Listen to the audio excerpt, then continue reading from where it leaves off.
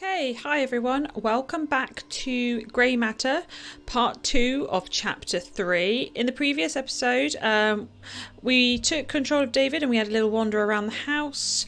We've established our objectives, so we need to go gather some items for our experiment or our daily ritual by the sounds of it, according to some of his previous logs.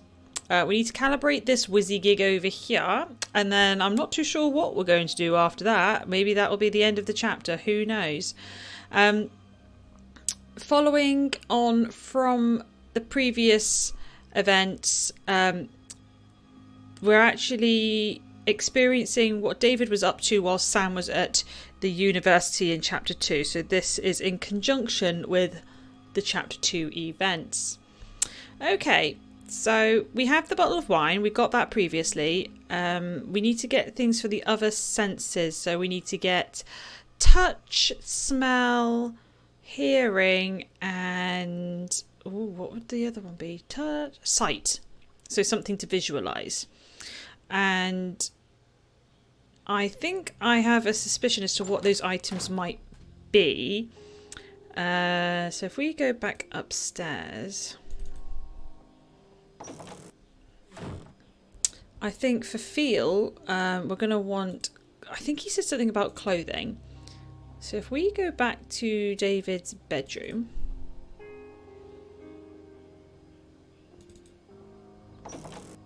we can go into his closet and let's have a look at this dress. That was one of Laura's favourite dresses, but it's not right for the memory. Oh, well, there goes that theory. Having said that, this chest of drawers was examinable. Let's check these again. These are my clothes. Okay, maybe not those. She wasn't wearing that on the night I have in mind. Oh, okay. This is Laura's bathrobe. Oh. She wasn't wearing it that night at the cottage, but her swimsuit should be around here somewhere. Ah, right. And here's me thinking they were swimming naked. So that's why I didn't think to look for a swimsuit.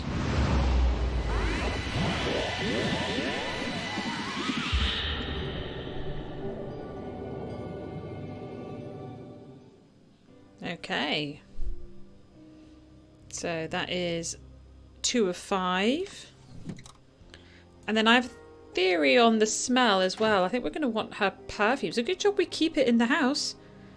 I take it back. Good job for not throwing it away, David.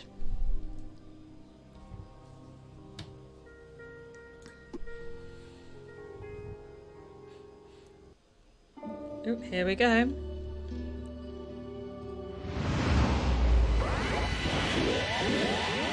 Sensory overload.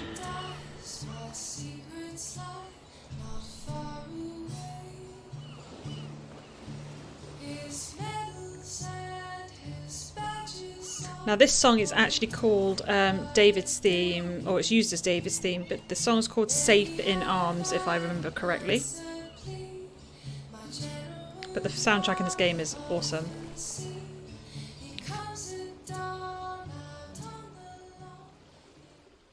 Okay. So I'm surprised he could remember what her hair smelled like, and because I would have thought it would all have washed off by paddling about in the pond there. So we've got 3 items out. Oh, and that's correction, it's shampoo, not perfume. So now I've just got to think about what we would want for... see, so we've got taste, touch, smell. We need audio, so hearing and... oops. Oh no, I don't want to go back in the bathroom. Hearing and something visual. Whilst we are in here, when we were reading some of the things on the whiteboard, David said something about her hairbrush. I'm wondering if that means we need to interact with this for more points on our progress board here. Laura used to brush her hair every night before bed. Okay, maybe not then. Laura loved to curl up in that chair and read, especially on stormy nights. Well, there goes that theory. But Mrs. Dalton definitely said something about the mirror, and we couldn't interact with the mirror earlier, but it looks as though we were supposed to be able to. I wonder if that has changed. Aha, see, we've got an eyeball on it now. She's not here now, but I'm sure Mrs. Dalton saw Laura. I'm sure if she believed it, Mrs. Dalton saw... it must have happened. So, a spectral presence is now completed too. Whether or not that's all we needed to do to get those points to interact with that mirror, I'm not sure. I didn't think to check before continuing on. Anyway, to the dining room.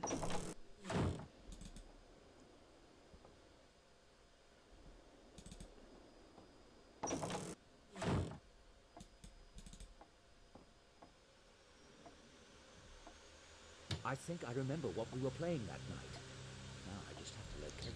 Now, I am going to go on a limb and say it was the Scarlet Furies, because, fun fact, and a bit of a nerdy moment, the Scarlet Furies are indeed the band who have actually written the songs for this game. And when I say written the songs, all the songs with vocals, and then of course all the music we hear in the game is kind of arrangements of those original songs. So I'm not sure who the composer for the arrangements were, but the Scarlet Furies are the writers of the original songs. But I'm going to have to click each pile, I think, because you can't see for love nor money which what the CDs are called. Various CD albums. Nothing that I would have listened to that night. Various CD albums. The Vivaldi collection. No Vivaldi today. Vivaldi. Okay. The Scarlet. Aha, there we go. Yes, that's the one we were listening to at the lake. But okay. Oh, right. So the actual CD we want is this one on the top of this pile. Maybe I should have just clicked that first. The Scarlet Furies. That's one we were listening to at the lake. Oh. Brightened eyes, my secrets lie not far away. His metal sound.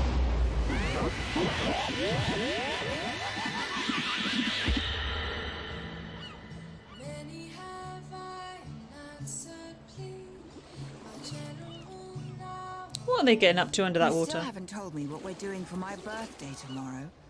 I hope you haven't planned anything epic or embarrassing. It's your birthday tomorrow? Slipped my mind. Oh, where are our As subtitles? if you'd miss any opportunity to be devious. His weary head, he lays his body down to rest. Okay, for whatever reason we didn't have any subtitles on that little cutscene, but yes. Nothing of great significance, I don't think. Now, before we leave this room, I can't remember what we need for the visual. Let me just check those paintings. Because Laura painted these, so I don't know if we need these for our visual memory. Laura's paintings. Laura's No. Okay, maybe not then. So it must be one of the pictures that he mentioned earlier. He said he needed to use one of them for a memory.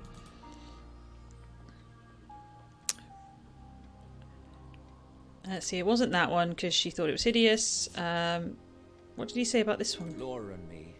Oh, he just compliments how good you... That's their honeymoon, so don't need that. That is their chateau de something. That was them in India. Ah, that was it. He said something about a cottage, didn't he? Laura, There we go. I wanted to rebuild the memory of the night we went swimming there. I'll take this for a visual cue. Cool. More memories. Here we go.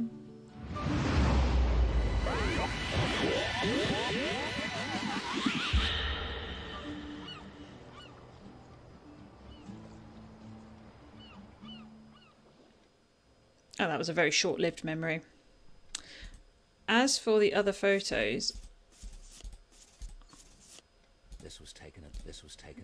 I wonder if we need to use any of these later, because it still lets us interact with it. Anyway, back to the basement. I think we have all 5 of the items we want for the sensory deprivation tank. Or whatever it's called. Come on, David. Put some spring in your step. Go!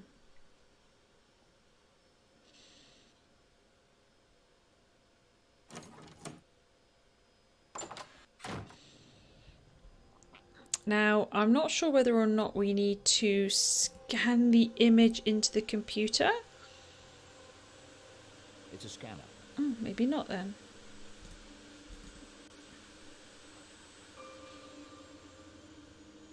Ah, it's letting us interact with this, so maybe we didn't need to do that. So, insert CD is that top button.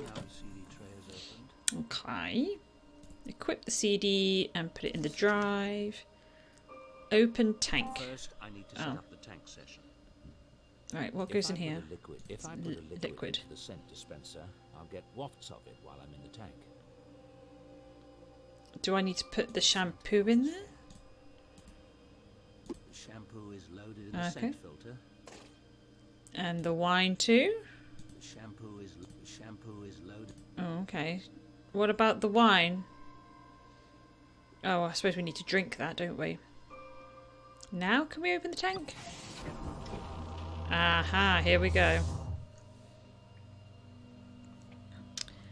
I think we can just hop straight in. Everything's set. I'm ready. Let's go. Brighten dies, my secrets lie not far away. His metal Let the record show that is his second glass of wine in one morning. many have I not simply my general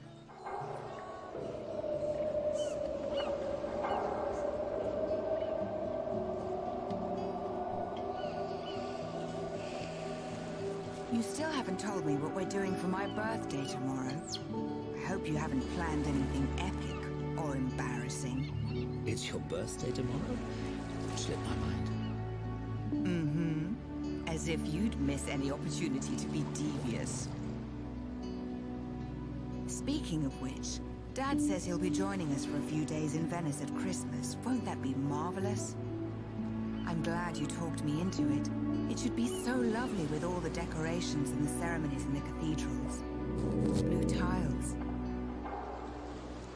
Blue tiles. Check the cars, David. Check the cars, David.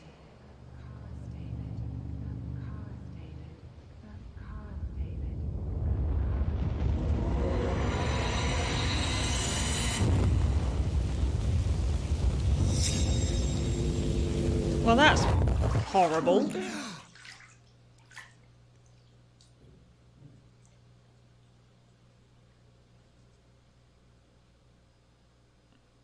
So was that a spectral experience? Did Laura send us a message from beyond the grave?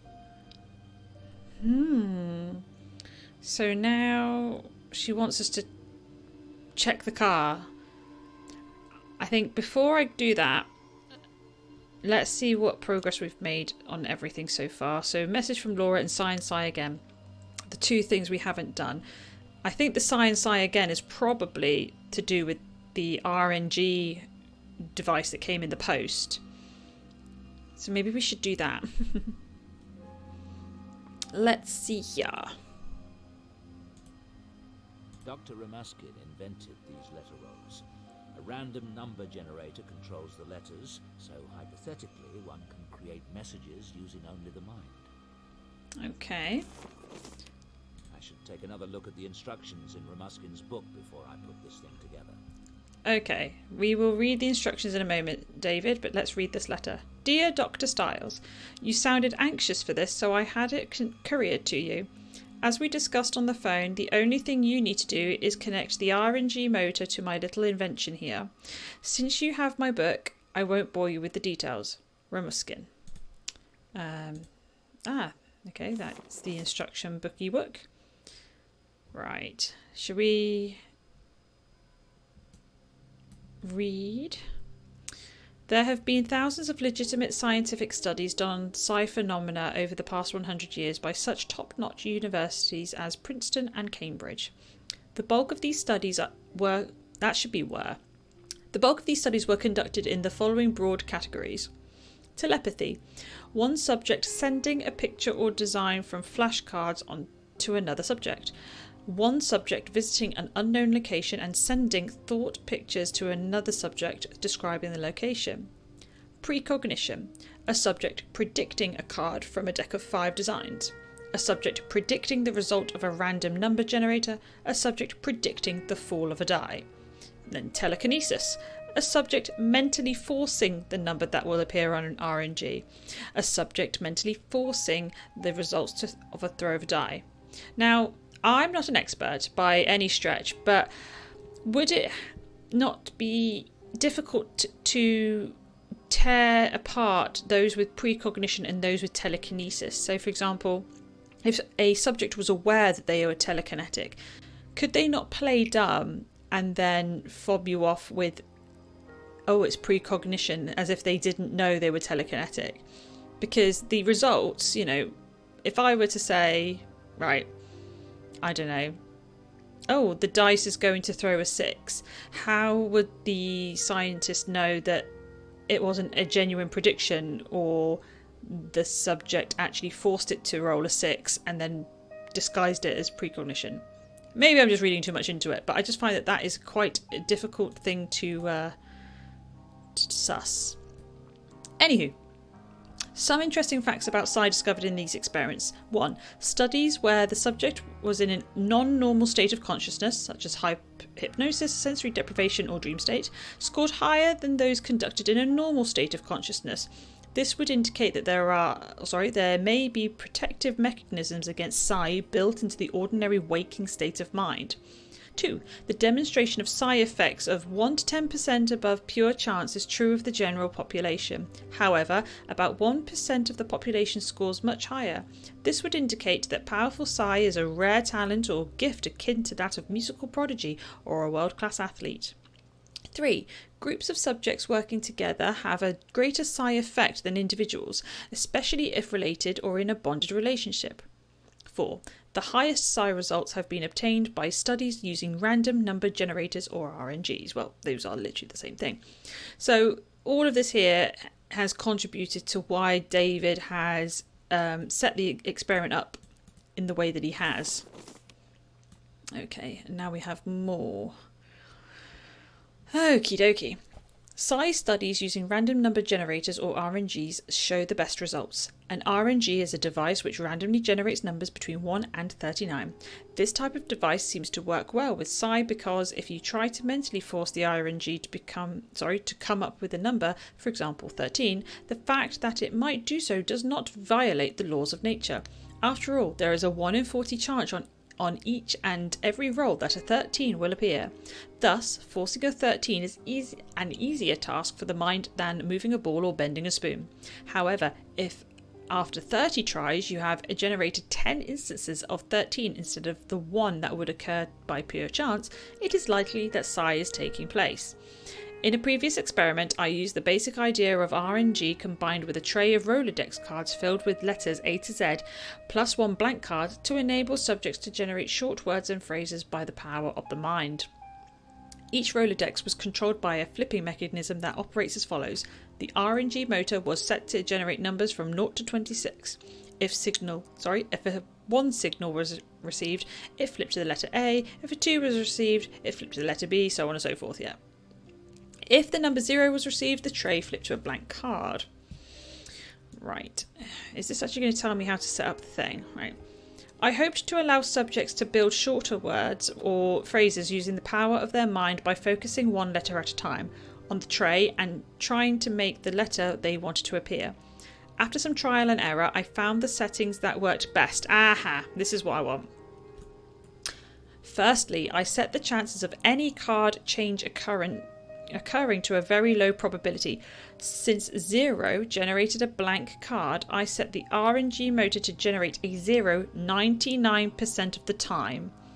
Thus, a Rolodex only rarely turned to any letter at all, upping the chance that when this occurred it was quite deliberate.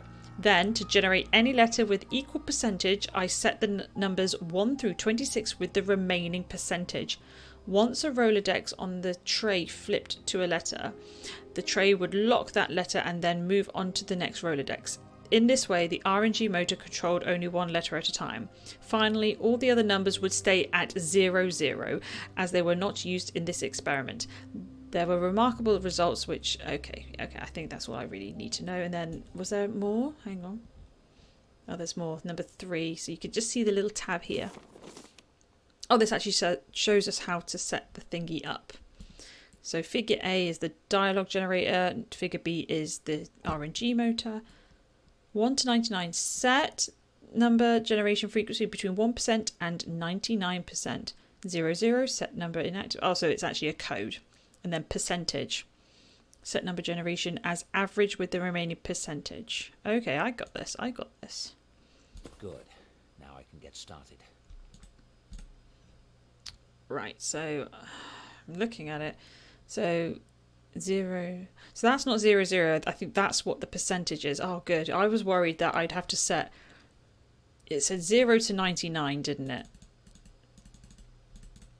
I was really worried that I would have to try and work out what number that would be divided by 25 or 26. So, yeah, we're doing 0 to 26 for letters of the alphabet, and then it said to do 00 for everything else, didn't it? I think. Oops. Oh, I keep setting things to 10. That's not going to work.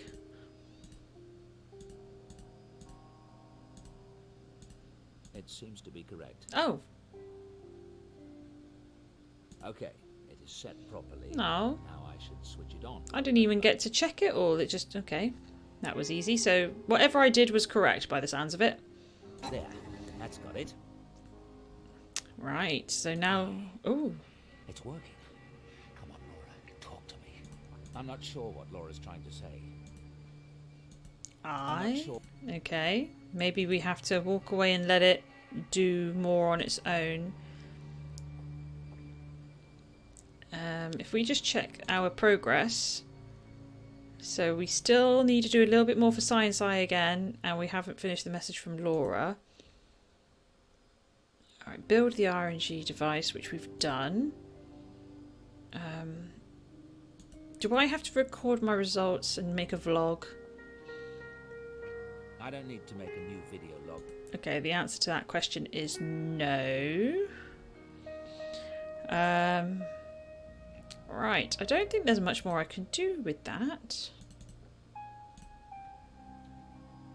Oh, we've got a new letter. That M wasn't there before.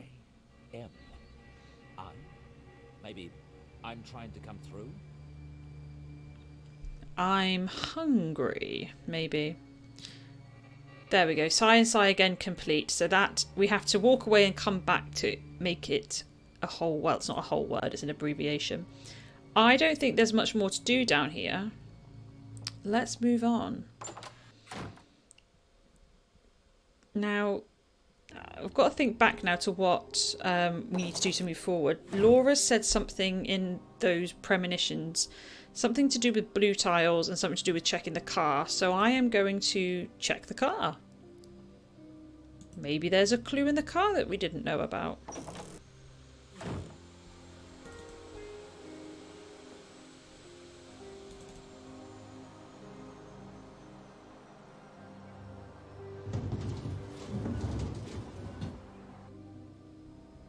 Mrs. Dalton has it serviced twice a year. I don't touch it. Okay, well that's a bust.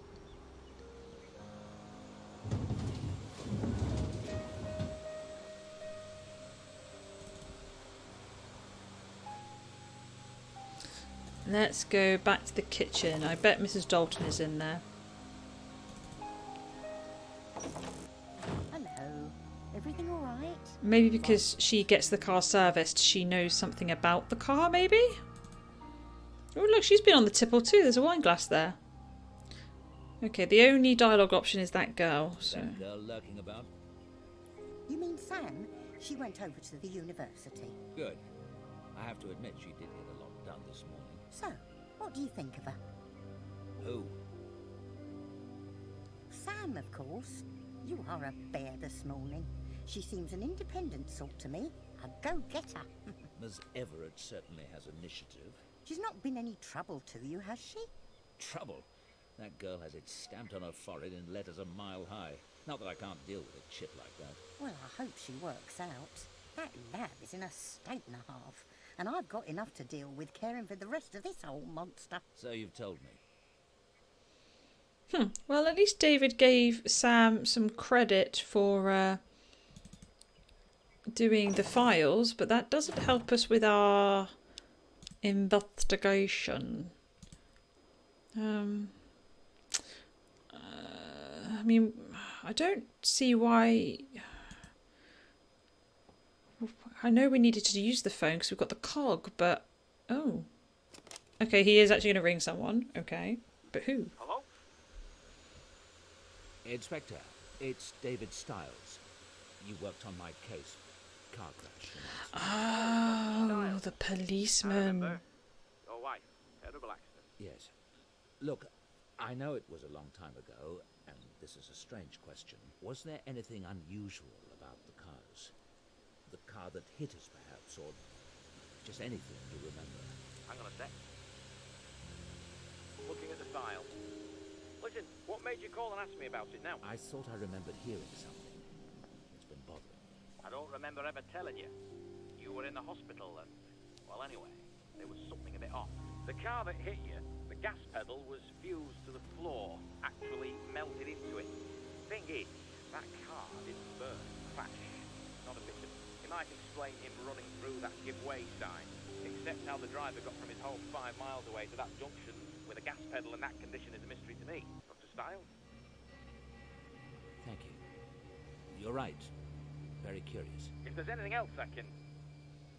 I'll be in touch. Very odd. Okay, so... That is peculiar. Whoever hit Julia, David and Laura, there's something off with their car. But why the detective... I mean, I don't really understand why the detective didn't mention this to David, 3 years ago at the time of the accident. Him being in hospital is not an excuse. Oh, well, since you're a bit, under the weather, I didn't think to tell you about the death of your wife and the strange circumstances surrounding it. Now, I've just had a thought with regards to the blue tiles. There's only one thing left I can think of. And if we go back to the box of photos... Once David, makes his merry way over there. Let's scroll along to the photos because this has blue tiles in it. I did think it was weird that like 50% of the photograph focuses on the blue tiles. Blue tile. There we go. Yes. There is something odd about this photo. I need to examine this more closely. Okay. And now I'm wondering if that's the photo we need to put into the scanner. I got it wrong the first time with the first image. It must be this one we need to scan. Yep, I'm pretty sure that this is all we need to do now.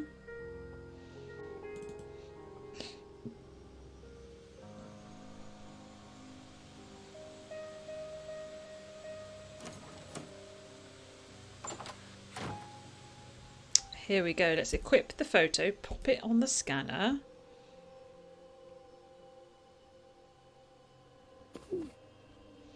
Scan. And then we can edit it. Light beam, what does that do? Blur? Oh, I don't want to blur it. Shut. Ooh. What's that? Oh my god. What is that thing? It doesn't really... Picture is as good as it's got. Ooh. It's a shame we can't... Oh, we can... Can we scroll across?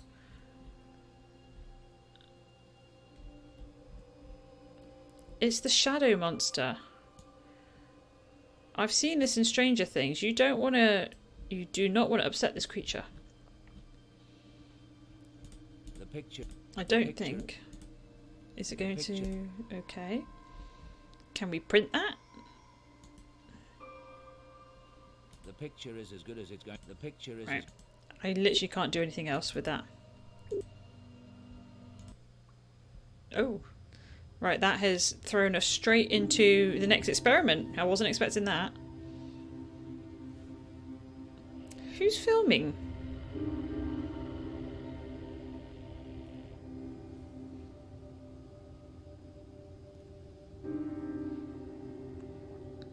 Do you have something to say to me, Miss Everett? No. Turn that thing off, please. Dr. Styles, are you sure it's safe after what happened last night? Safe? Of course. Why wouldn't it be?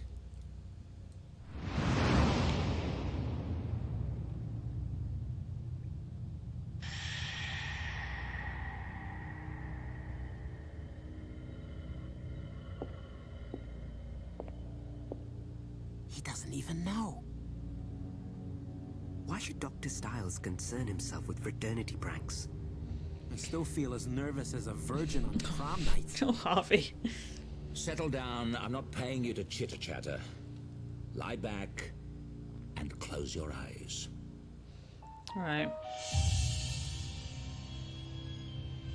I must say, I don't care for Malik much. Sink into the bed.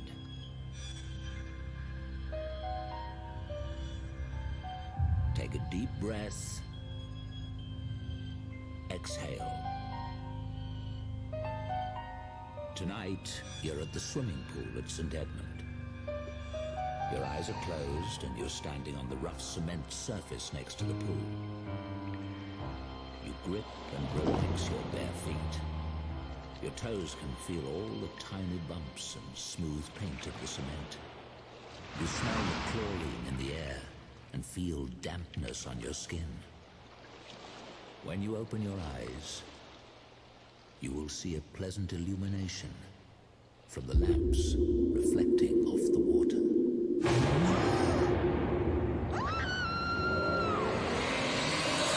Ooh.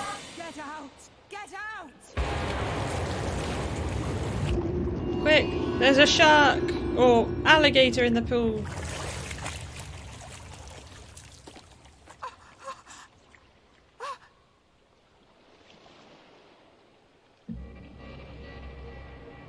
Or not.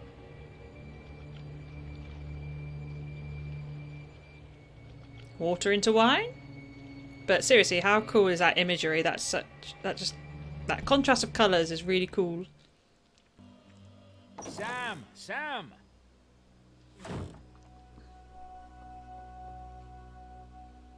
Something's happened.